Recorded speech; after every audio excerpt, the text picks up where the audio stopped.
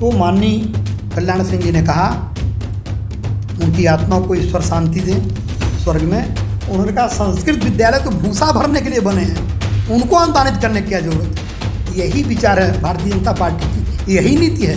उसने संस्कृत विद्यालयों को अनुदानित किया, उसने प्रमोशन में से आरक्षण समाप्त किया, उसने जो नमस्कार, उत्कर्ष पत्रिका देख रहे हैं आप। मैं हूं आपके साथ आदित्य त्रिपाठी।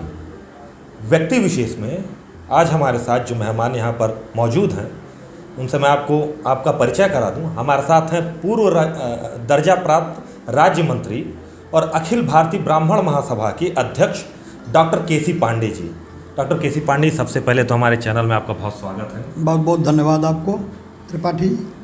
सर, व्यक्ति विशेष जो हमारा शो चलता है उसमें हम थोड़ा सा आपके राजनीतिक कैरियर पे तो आएंगे, थोड़ा सा आपके व्यक्तिगत जीवन के बारे में, क्योंकि हमारा ये शो चलता ही इसीलिए है कि जिसके जो व्यक्ति विशेष जिसके बारे में हम आपको बता रहे हैं, अपने दर्शकों को बता रहे हैं, तो वो थोड़ा सा उनके व्यक्तिगत जीवन के भी बारे में जाने। तो थोड़ा सा अपने फैमिली के बारे में बता दीजिए, कौन कौन है, फिर हम आपकी पढ़ाई पर भी आते हैं। देखिए, मूलतः तो मैं गोरखपुर ज़िले के जगतबेला रेलवे स्टेशन के पास मझगाँव गांव का निवासी हूं और बचपन मेरा मझगाँव में ही गुजरा है। और बल्कि यूँ कहिए कि पहली कक्षा से लेकर 8वीं कक्षा तक की पढ़ाई मझगाँव में ही मेरी हुई और कक्षा 9 से लेकर कक्षा 12 तक मैं डीबी इंटर कॉलेज गोरखपुर का छात्र रहा। और छात्र जीवन में ही राजनीति से कुछ ऐसा जुड़ाव हुआ, कुछ ऐसे लोगों से संबंध बने कि 12वीं कक्षा से तो पूर्णतः मैं राजनीतिमय हो गया। और कांग्रेस पार्टी की जो छात्र शाखा है, जिसको NSUI कहा जाता है, भारतीय राष्ट्रीय छात्र संगठन, उसका मैं जब इंटरमीडिएट का छात्र था तो मैं उसका जिला अध्यक्ष हो गया था। और कांग्रेस पार्टी से मेरा जुड़ाव बड़ा गहराई तक रहा। मैं छात्र संगठन में बाद में चल कर के उत्तर प्रदेश का महामंत्री हुआ। उसके बाद यूथ कांग्रेस में जिला यूथ कांग्रेस का महामंत्री, फिर उपाध्यक्ष रहा। बाद में चल कर के उत्तर प्रदेश युवक कांग्रेस का उपाध्यक्ष रहा। डॉक्टर महादेव प्रसाद जब जिला कांग्रेस कमेटी के अध्यक्ष हुआ करते थे गोरखपुर में, तो उनके साथ में जिले में महामंत्री रहा। और कांग्रेस पार्टी में मैं स्वर्गीय ND तिवारी जी के नीतियों का समर्थक रहा और उनसे मेरा जुड़ाव बहुत गहराई तक रहा। उनके विचारों से, उनकी नीतियों से, उनके कार्यक्रमों से, उनके सिद्धांतों से मैं अपने आप को बहुत नज़दीक पाता रहा। और यह क्रम करीब करीब 2001 तक मैं कांग्रेस पार्टी में सक्रिय तौर पर उत्तर प्रदेश कांग्रेस कमेटी का मेंबर रहा, ऑल इंडिया कांग्रेस कमेटी का मेंबर रहा। और 2002 तक मैं कांग्रेस पार्टी में 2001 दिसंबर तक माना जाना चाहिए, क्योंकि 30 जनवरी 2002 को तो मैं उत्तर प्रदेश ही नहीं, देश के बहुत बड़े समाजवादी नेता आदरणीय मुलायम सिंह यादव जी के समक्ष समाजवादी पार्टी की सदस्यता 30 जनवरी 2002 को ग्रहण कर लिया था। और कांग्रेस पार्टी में रहते हुए मैंने कांग्रेस के बड़े नेताओं से संपर्क में और स्वर्गीय प्रधानमंत्री इंदिरा जी के साथ अधिवेशन में भी काम करने का मौका मिला। स्वर्गीय प्रधानमंत्री राजीव गांधी जी के साथ कार्य करने का मौका मिला कांग्रेस पार्टी में रह करके। और जब इस देश के रेल मंत्री स्वर्गीय CK जाफर शरीफ जी थे, तब करीब 5 वर्षों तक मैं रेलवे के रेल मंत्रालय का सलाहकार भी रहा।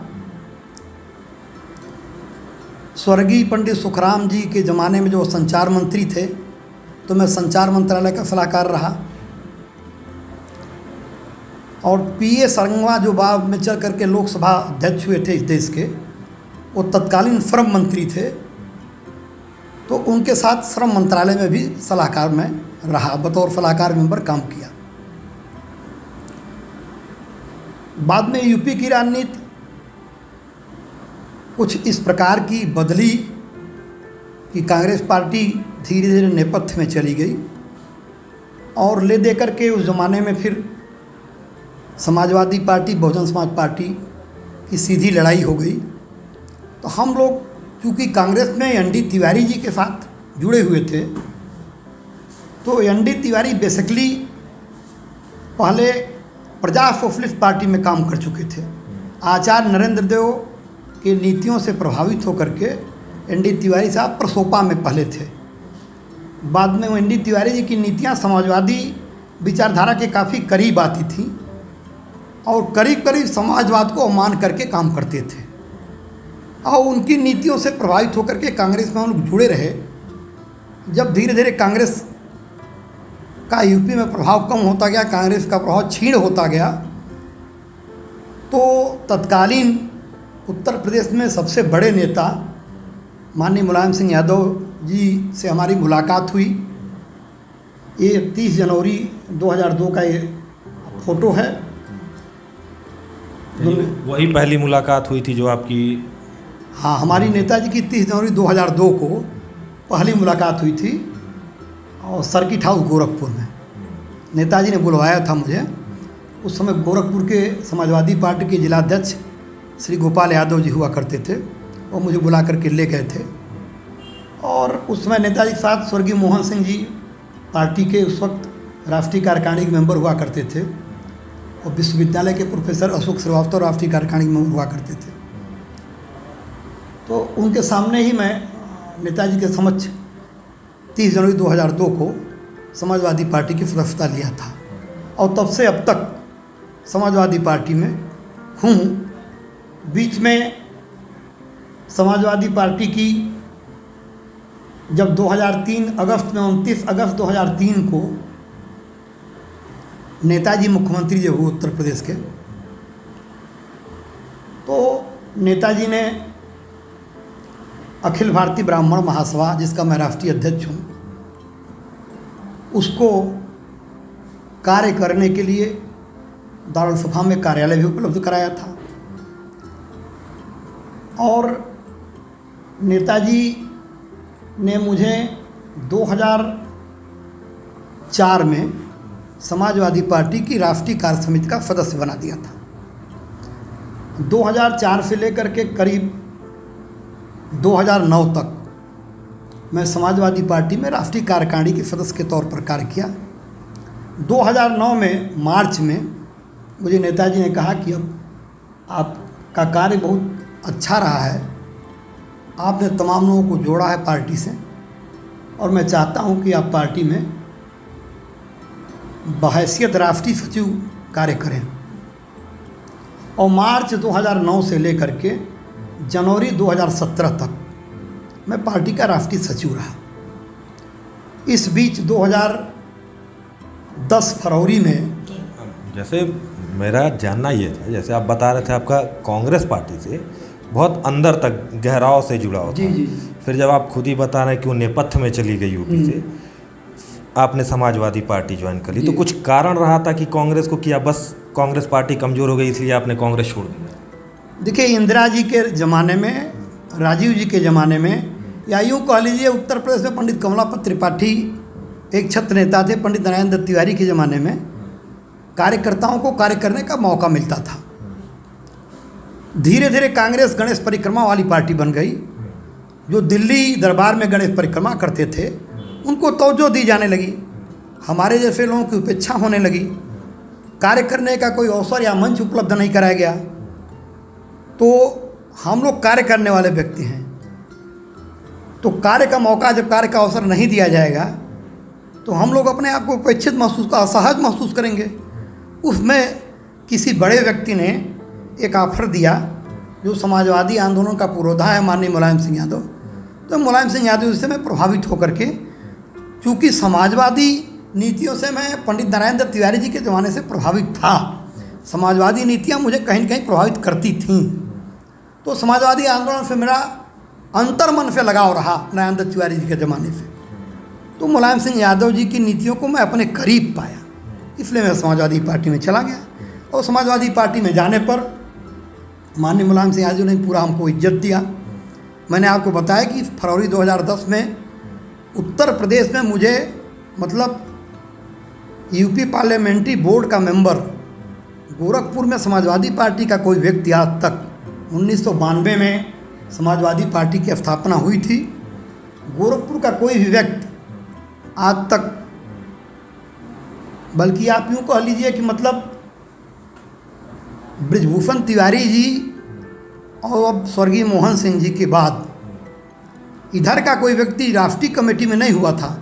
मैं समाजवादी पार्टी का 9 वर्षों तक लगातार राष्ट्रीय सचिव रहा और 2010 फरवरी में मुझे यूपी पार्लियामेंट्री बोर्ड का मेंबर माननीय तब समाजवादी पार्टी के प्रदेश अध्यक्ष श्री अखिलेश यादव जी हुआ करते थे, तो उन्होंने मुझे मनोनीत कर दिया पार्लियामेंट्री बोर्ड का मेंबर। जो समाजवादी पार्टी में नीति निर्धारण समिति होती है या टिकटों का बंटवारा करती है, उस 7 आदमियों की कमेटी में मुझे स्थान दे दिया गया।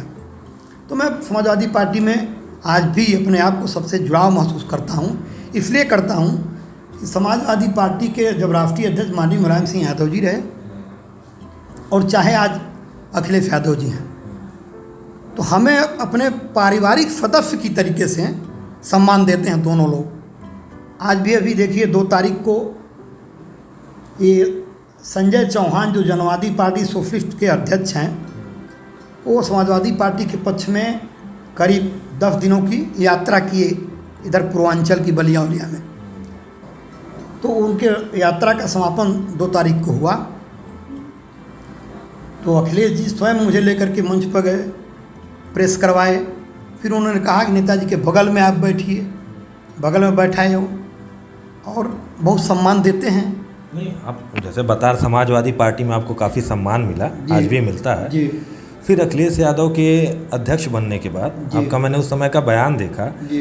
कि आपने समाजवादी पार्टी छोड़ने तक की धमकी दे दी। देखिए त्रिपाठी जी, ऐसा है, हम अखिल भारतीय ब्राह्मण महासभा के अध्यक्ष हैं।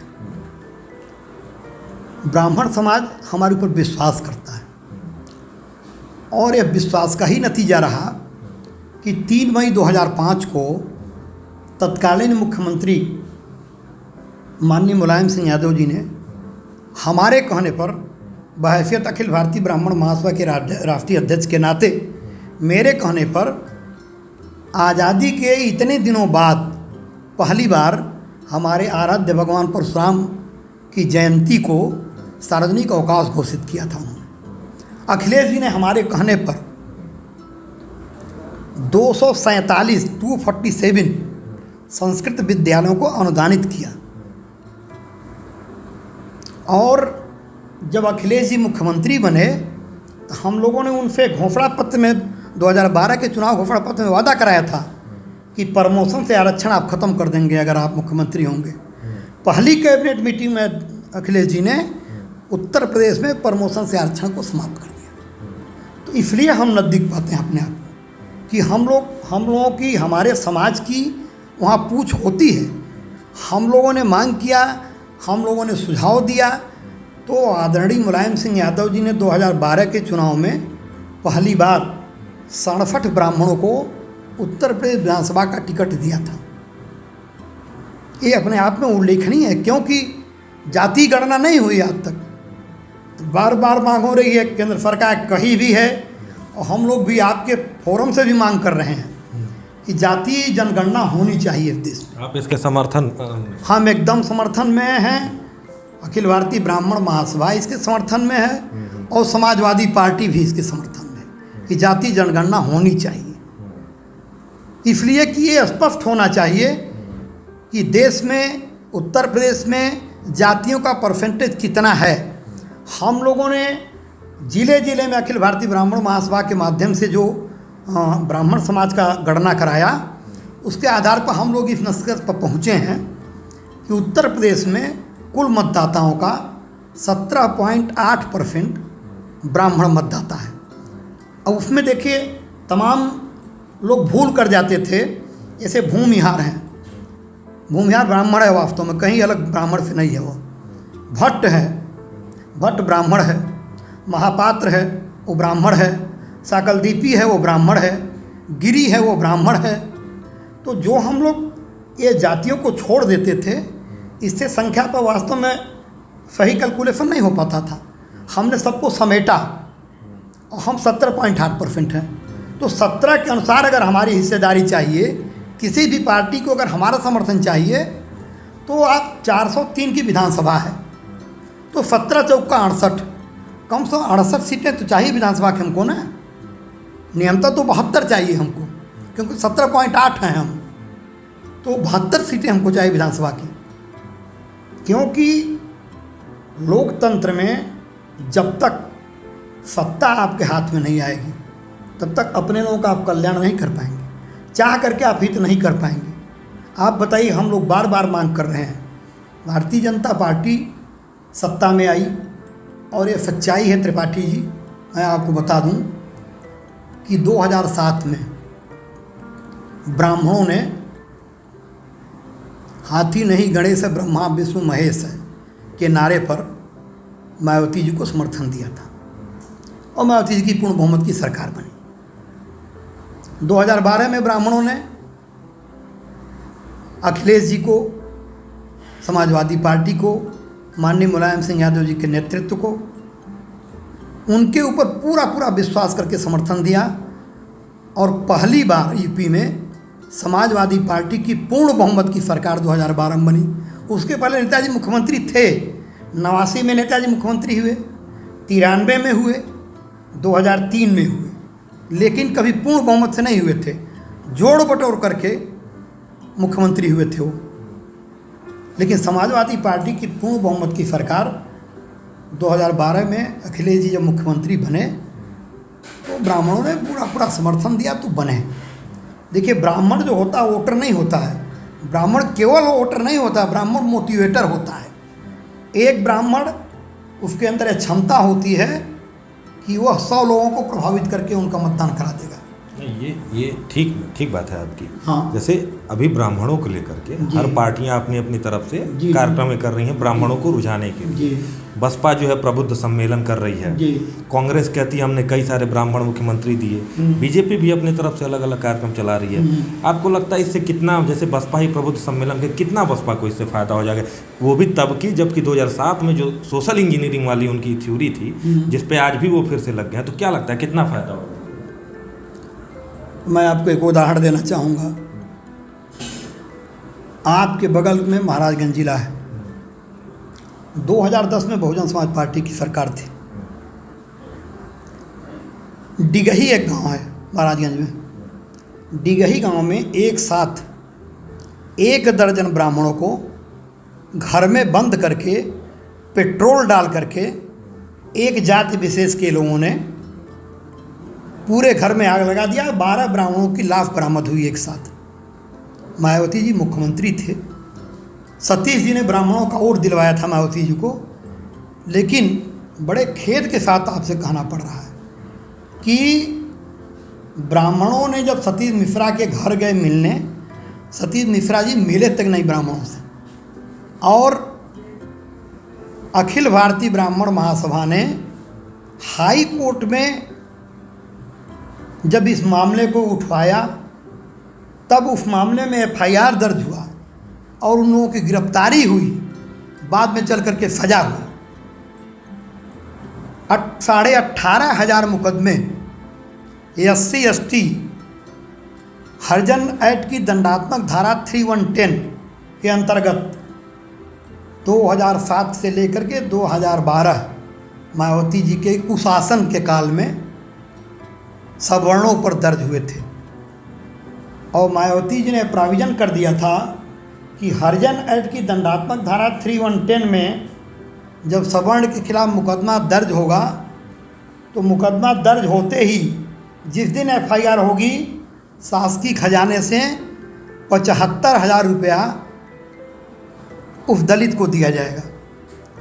और जिस दिन मुकदमा चार्जशीटेड होकर के न्यायालय में चला जाएगा और सवर्ण को सजा हो जाएगी, उस दिन 4,25,000 रुपये का पेमेंट दलित को दिया जाएगा।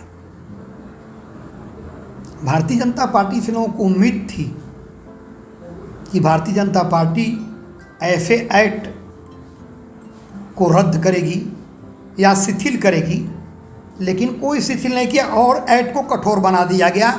इसमें तो यह कर दिया गया कि ज्यों हरिजन एक्ट का मुकदमा दर्ज होगा सवर्ण के खिलाफ, सवर्ण को उसी दिन जेल जाना पड़ेगा। भारतीय जनता पार्टी का भी आपने नाम लिया। भारतीय जनता पार्टी के लोगों से मेरा सवाल है कि 5 वर्ष पूरा होने जा रहा है। 17 मार्च को 5 वर्ष पूरा हो जाएगा इस सरकार का। सितंबर में आज 7 तारीख समाप्त हो रही है। दिसंबर के अंत में आचार संहिता लागू हो जाएगी। इतने दिनों के शासन में आपके चैनल के माध्यम से भारतीय जनता पार्टी के सम्मानित नेताओं से मेरा सवाल है कि वो बतावें एक भी ब्राह्मण हित का अगर कार्य किए हों उसे इलेक्ट्रॉनिक मीडिया से, प्रिंट मीडिया के माध्यम से, सोशल मीडिया के माध्यम से सार्वजनिक करके बतावें क्या हमने ब्राह्मण समाज के हित में अपने शासन में यह कार्य किया। बता, एक कार्य बता दें। मेरी चुनौती एक कार्य बता दें भारतीय जनता पार्टी के लोगों ने। और खुशी दुबे जो अमर दुबे की विधवा है, लगभग 1 साल हो रहा है, वो निर्दोष ब्राह्मणी विधवा जेल काट रही है। उसके खिलाफ 1 सप्ताह पहले ब्याह करके अमर दुबे फैलाई गई थी। मैं मानता हूँ हो सकता अमर दुबे अपराधी रहा हो, हम अपराधी भी नहीं कर सकते हैं जब तक न्यायालय से फैसला न आ जाए, लेकिन उसका दोष क्या था? 1 सप्ताह पहले विवाह हुआ था अमर दुबे से और खुशी दुबे को 1 साल से जेल में सड़ाया जा रहा है।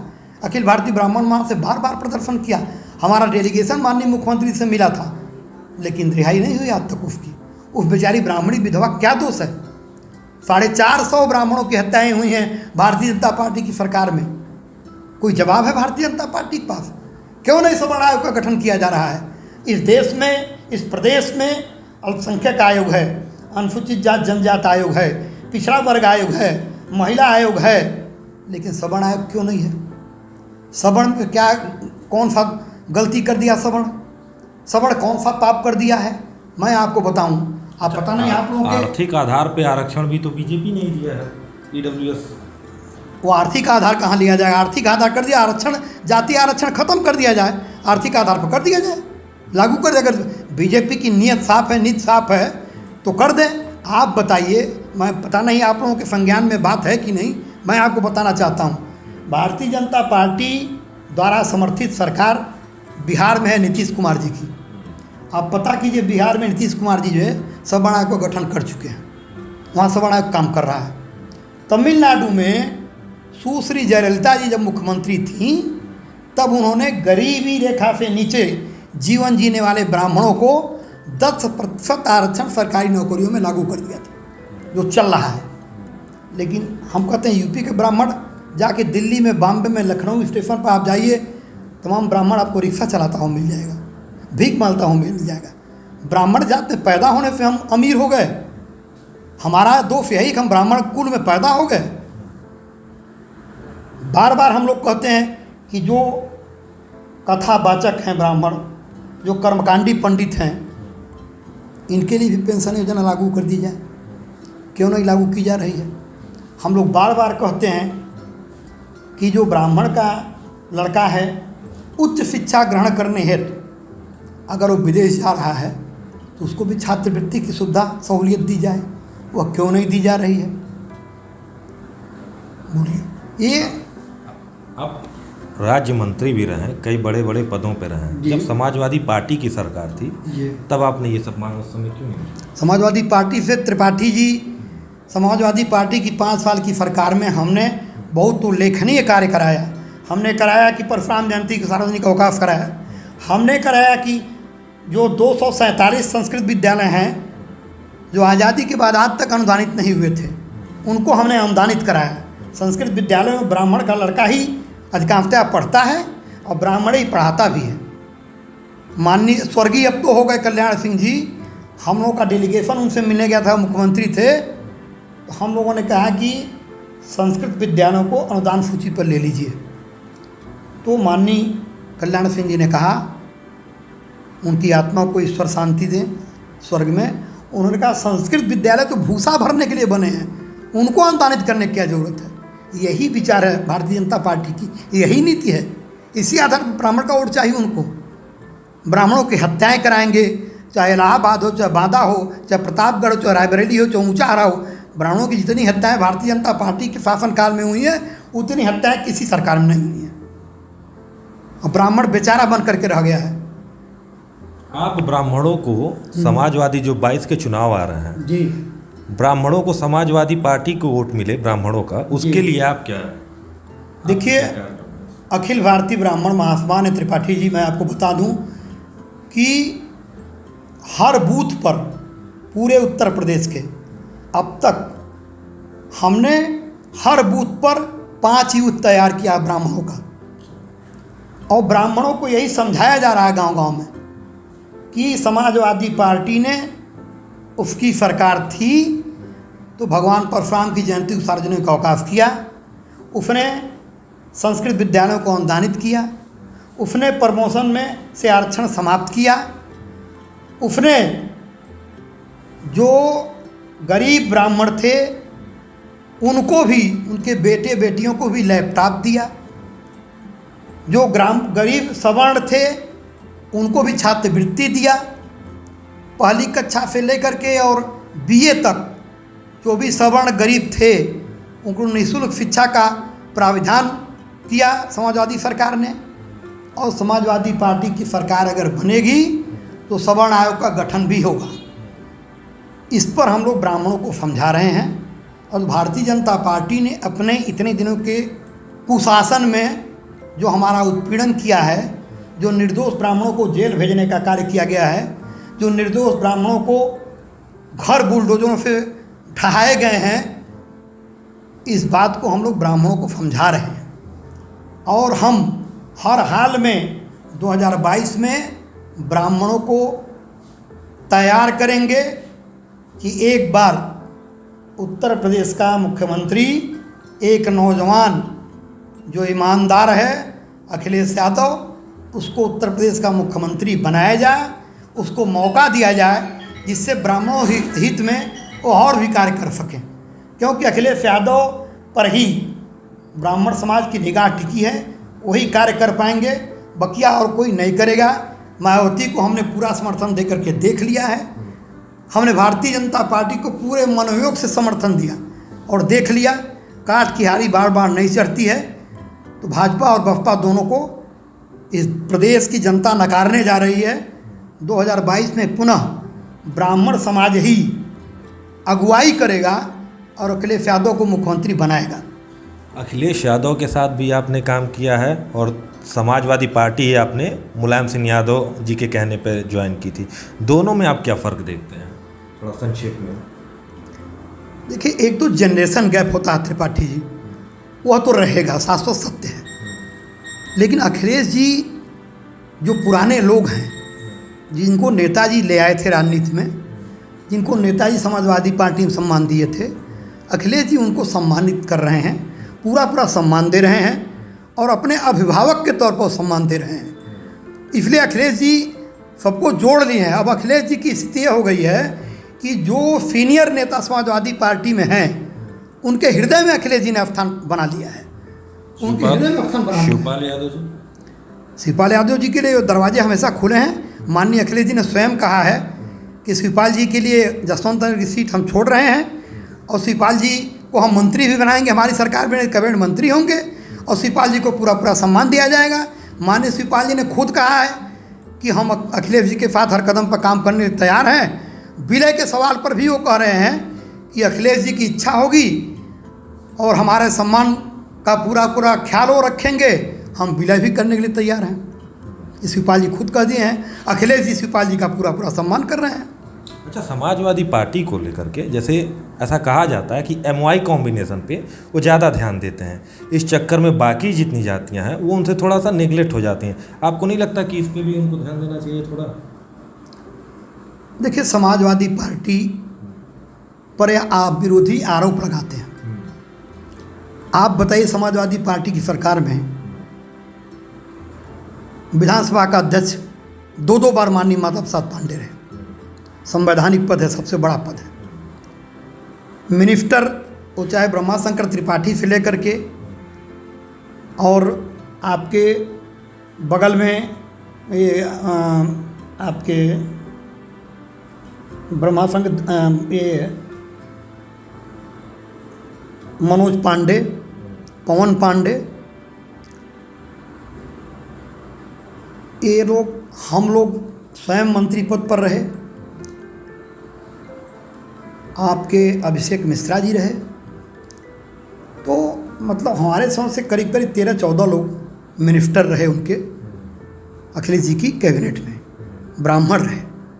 तो विधानसभा अध्यक्ष से लेकर के ब्राह्मणों को मंत्री बनाने तक, और दर्जा प्राप्त राज्य मंत्री या दर्जा प्राप्त मंत्री, तो उन्होंने हमारे समझ से नहीं खुद तो 17-18 ब्राह्मणों को बनाया था।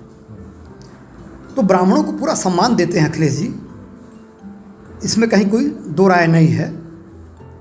अब उसके बाद जो उनकी नीतियां हैं समाजवादी पार्टी की, वो सवर्णों के हित की नीतियां हैं। जो आपने कहा कि पिछड़े वर्ग को ज़्यादा पिछड़ा, देखिए डॉक्टर लोहिया ने एक नारा दिया था कि सोशलिस्टों ने बांधी गांठ, अब पिछड़े पावे 100 में 60। डॉक्टर लोहिया जब राजनीति करते थे तो वास्तव में जो पिछड़े थे उनकी स्थिति एकदम बहुत ही बदतर थी। तो डॉक्टर लोहिया ने नारा दिया था कि पिछड़े पावे 100 में 60, सोशलिस्टों ने बांधी गांठ, कि पिछड़ों को हम न्याय दिलाएंगे। जो भी शोषित, वंचित, दलित, पिछड़ा है उसको न्याय दिलाने के लिए सोशलिस्ट पार्टी, तब की सोशलिस्ट पार्टी, आज की समाजवादी पार्टी है। तो समाजवादी पार्टी की नीति साफ है कि वो हर जात, धर्म, संप्रदाय का पूरा पूरा ख्याल रखती है, पूरा पूरा सम्मान करती है और हर जात को पूरा पूरा नेतृत्व का मौका देती है।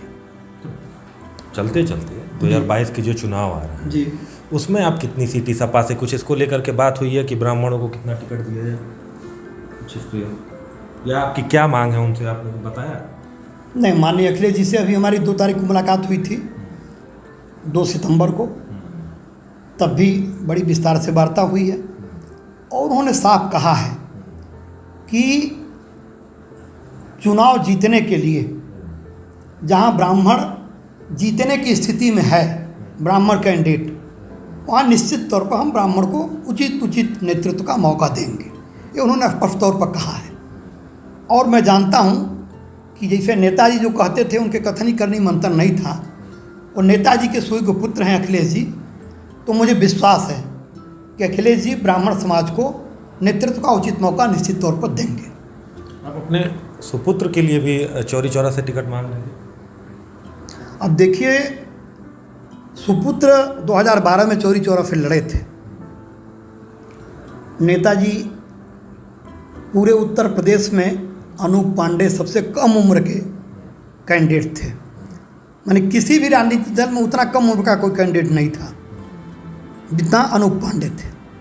ये दुर्भाग्य रहा कि चुनाव हार गए, क्योंकि मैंने तो मांग किया था कि वो सौजन्यवा से उनको टिकट दिया जाए, और हमने माननीय अखिलेश जी से भी कहा है कि गोरखपुर जिले में जो ब्राह्मण बहुल सीट है, आप राष्ट्रीय अध्यक्ष हैं पार्टी के, आपको बेहतर जानकारी है, हम लोग भी आपको जानकारी देते रहते हैं। तो जो ब्राह्मण बहुल सीट है उससे अनूप पांडे को लड़ाया जाए, क्योंकि हम ब्राह्मण समाज की राजनीति करते हैं, ब्राह्मण हमें अपना नेता मानता है, और ब्राह्मण प्रतिनिधि के तौर पर अनूप पांडे जीत करके जाएंगे तो सदन में सवर्ण आयोग का मुद्दा। देखिए त्रिपाठी जी, मैं एक बात आपसे बताऊं, आदमी के अंदर अगर कार्य करने की क्षमता है, वास्तव में वो कार्य करना चाहता है।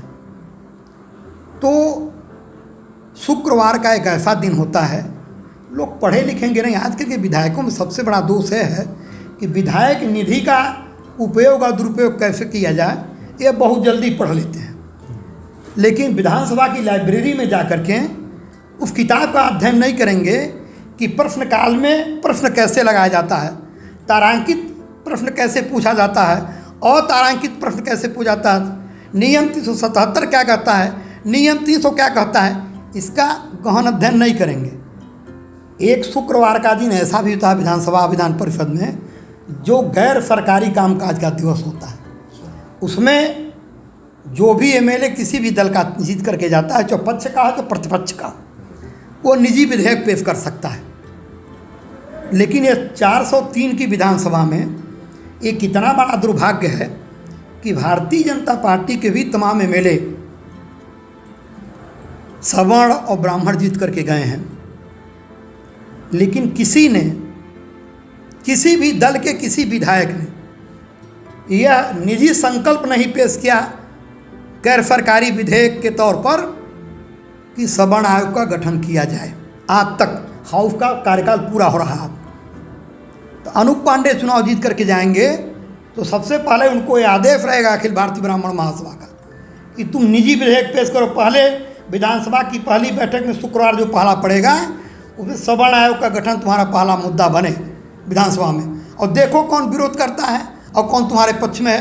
मतदान तो होगा ना, मतदान होगा तो तुम्हारे पक्ष में अगर बहुमत आएगा तो गैर सरकारी विधेयक भी सरकारी बन जाएगा जब पारित होगा हाउस से। तो सवर्ण आयोग का गठन हो जाएगा। तो हम माननीय अखिलेश जी से यह अनुरोध किए हैं कि अनूप पांडे को अगर आप चुनाव लड़ाएंगे तो जो गोरखपुर में ब्राह्मण बहुल सीट है वहाँ से उनको टिकट दिया जाए।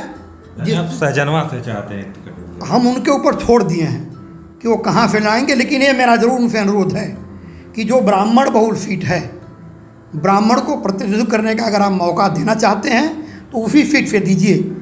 अब आपको मैं इतिहास बता दूंगा, आप पढ़े लिखे। थोड़ा सा मुझे ये बताइए, पूरे यूपी में जी आपने कुछ अखिलेश यादव जी से इस पे बात की कि कितने ब्राह्मण चेहरों को टिकट मिलना चाहिए, कुछ इस पे लेकर के कुछ बात हुई? नहीं, मैं एक बात उनसे ज़रूर कहा हूँ कि हमारे प्रतिशत के अनुसार हमको उसके अनुपात में प्रतिनिधित्व दिया जाए।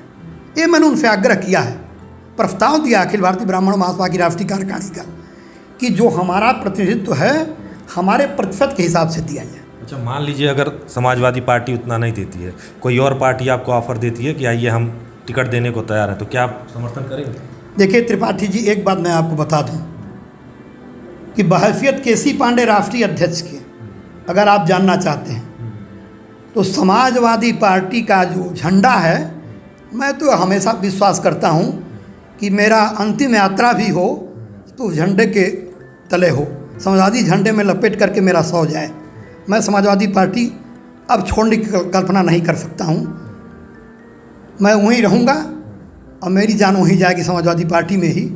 लेकिन समाजवादी पार्टी में रह करके ब्राह्मणों के हक और हुकूक की समुचित लड़ाई मैं ज़रूर लड़ता रहूँगा, और मेरा प्रयास अंतिम दम तक रहेगा कि समाजवादी पार्टी में ब्राह्मणों को समुचित प्रतिनिधित्व मिले, समुचित सम्मान मिले, चाहे वो संगठन हो, चाहे सरकार हो, विधायिका हो, कार्यपालिका हो, जहाँ हो समाजवादी पार्टी वो हमारे ब्राह्मणों को उचित मौका दे, उचित अवसर दे।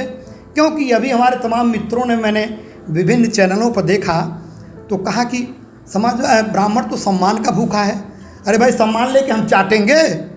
सम्मान हमको मत दो, हमको हमारा हक हुकूक दो, हमको हमारा अधिकार दो। जब देश की आज़ादी की लड़ाई लड़नी हुई तब तो मंगल पांडे शहीद हो गए, चंद्रशेखर आज़ाद शहीद हो गए, राम प्रसाद बिस्मिल शहीद हो गए, और अब जब समाज को बनाने की बात आ रही है तो हमको पीछे ढकेला जा रहा है। फांसी का फंदा चूमने के लिए हम हैं, हमको जब हमारे अधिकार की लड़ाई आएगी तब हमको आप पीछे ढकेलने का काम करोगे। समाजवादी पार्टी में रह करके उसके राष्ट्रीय अध्यक्ष माननीय अखिलेश यादव जी से बार बार आग्रह करेंगे कि ब्राह्मणों का जिस प्रकार आप सम्मान कर रहे हैं उसके लिए अखिलेश जी आप बधाई के पात्र हैं, लेकिन ब्राह्मणों को उनका उचित हक आप ही दे पाएंगे। हम लोग आपसे उम्मीद और अपेक्षा करते हैं कि ब्राह्मणों का हक आप दीजिए, और ब्राह्मणों को चाहे विधानसभा का चुनाव हो, चाहे विधान परिषद के आने वाले चुनाव हों, चाहे राज्यसभा के चुनाव हों, चाहे आने वाले 2024 में लोकसभा के चुनाव हों, ब्राह्मण समाज को आप उचित प्रतिनिधित्व देंगे तो ब्राह्मण समाज ही समाजवादी सोच का, समाजवादी सिंबल का, समाजवादी नीतियों का देश में आज तक केवल एक ही प्रधानमंत्री हुआ, पंडित माननीय चंद्रशेखर जी बाद कोई समाजवादी प्रधानमंत्री नहीं हुआ। हम लोग इस उम्र में यह कल्पना कर रहे हैं कि अखिलेश जैसा नौजवान अगर इसी तरीके से काम करता रहा, लोगों को आकर्षित करते रहे और लोगों से जुड़ाव बढ़ाते रहे, लोगों की लड़ाई लड़ते रहे, हर समाज के हर दबे कुचले तबके को आगे बढ़ने का मौका देते रहे, समाज के सभी वर्गों को जोड़ने का अवसर देते रहे, सबके जो इच्छाएं हैं, जो अपेक्षाएं हैं, जो उम्मीदें हैं, उन पर खरे उतरते रहे, तो इसी प्रदेश का, इसी देश का मतदाता अखिलेश जी को देश का प्रधानमंत्री भी बनाएगा भविष्य में चल करके। डॉक्टर केसी पांडे जी, आपने अपना इतना कीमती समय दिया हमसे बात करने के लिए, आपका बहुत बहुत धन्यवाद। पत्रिका को बहुत बहुत धन्यवाद, आप सभी लोगों को बहुत बहुत धन्यवाद। तो व्यक्ति विशेष में आज हमारे साथ थे पूर्व राज्य मंत्री डॉक्टर केसी पांडे जी, जिन्होंने हर मुद्दे पर खुलकर बात की और उन्होंने बताया कि वो चाहते हैं कि मरते दम तक वो समाजवादी पार्टी में रहें और समाजवादी पार्टी में रहते हुए ब्राह्मणों के लिए काम करते रहें। तो व्यक्ति विशेष में आज के लिए बस इतना ही। अगले अंक में फिर मुलाकात होगी, तब तक के लिए नमस्कार।